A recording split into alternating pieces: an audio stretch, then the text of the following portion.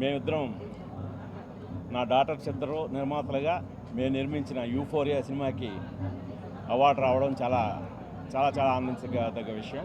ముఖ్యంగా ఇది నాకు 2వ గదర్ అవార్డు. పోయిన సంవత్సరం అంటే 2015కు గాను రుద్రమదేవికి ఉత్తమ చిత్రం బంగారు అవార్డు అందుకున్నాను. ఇది 2వసారి మళ్ళీ ఇక్కడికి రావటం, ఇలా మీ అందరినీ కలుసుకోవటం తెలంగాణ ప్రభుత్వానికి ప్రత్యేకంగా నా ధన్యవాదాలండి. Thank you.